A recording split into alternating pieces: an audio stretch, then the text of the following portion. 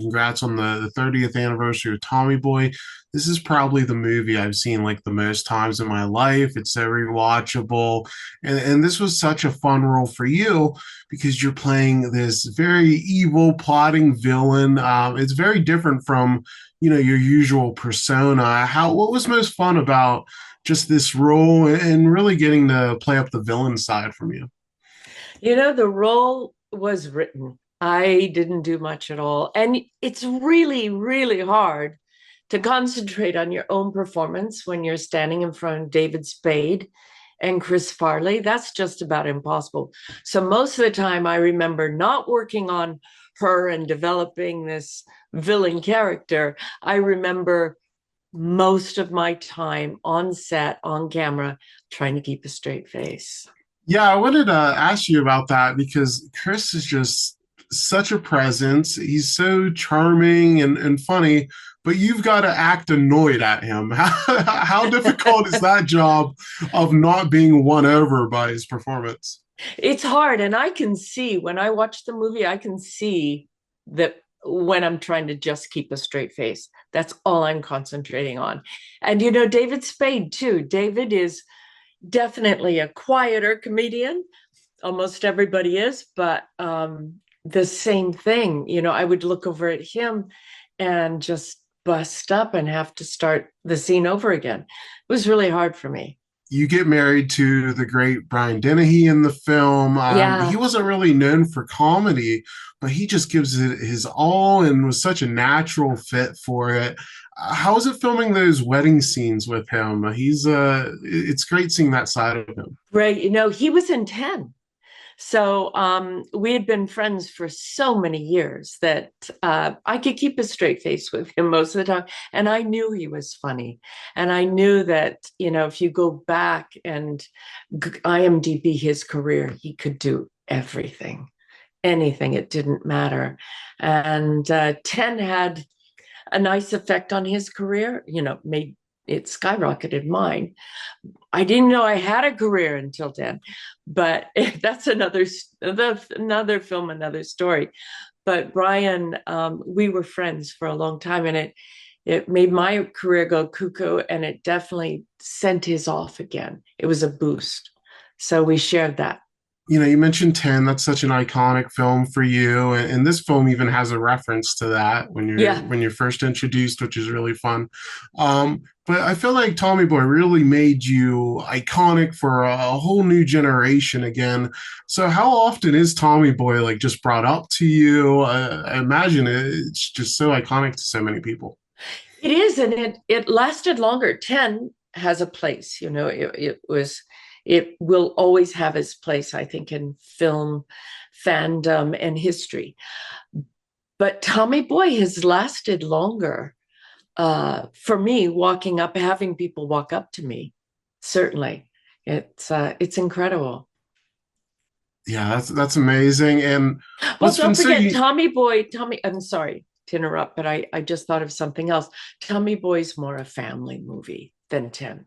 Yeah, for sure. And this is something that like all generations can laugh at and find so rewatchable. And I think that's why over time Tommy Boy has just become such a touchstone. It really surprised me that the film wasn't like a huge hit upon release.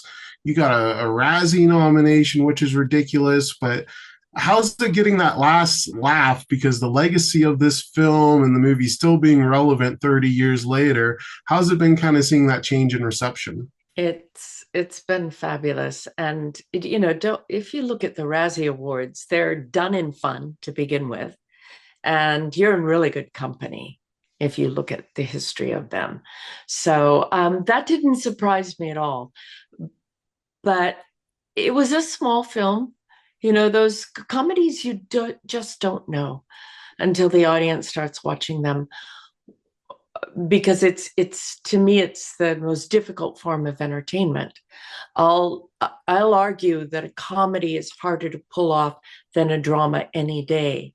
It's so many factors have to click. The chemistry has to be even more perfect. So I wasn't surprised, and I'm not surprised today. Although I hear Rob Lowe, I ran into him a few months ago, and he said that the Kelsey family that it's one of their favorite films for the whole family to sit down and watch, and that they love it. So that was kind of fun. That's wonderful. Speaking of Rob, he plays both your lover and your Yeah, fake son in the film. How is it having those two different energies with him, depending on if they were in public or not? Because they're all over each other during some scenes, and then obviously they have to be reserved. So how is that kind of dynamic? it's just fun to play. You don't think about those things. You just, it goes back to the first time you read it and you read, okay, they're serious and parental in this scene, and then they're going at it in that scene, and you think, oh yay, I get to do something funny. This film had a very evolving script. It was constantly being rewritten, and there was a lot of improvisation. I'm not sure how much that kind of bled into your scenes, but how was the general production in dealing with that? Because that had to be unlike a lot of other films you've done. Yes, I think that in with those actors, with David and Chris, and they were just so close, and they were like brothers in so many ways. And it was just fun. Whatever was on the page, when you got on the set, the essence was always still there because you have a story to tell with a lot of changes, as you said. But also, they just brought wildness to every scene. Yeah, I'm sure it was very fun on set. And my last question for you. At the ending, we see a lot of Dan Aykroyd. You get to charm his Yeah, character, which is really fun. And he's not in the film for long, but he really makes that ending really shine. How is it working with him? Because he just adds like that little extra charm to the ending. he is an extremely charming man. Um, I think a little magical, if I can say that. There's something extra about him that I didn't get to know him that well, but that's what I sense, and I love working with him.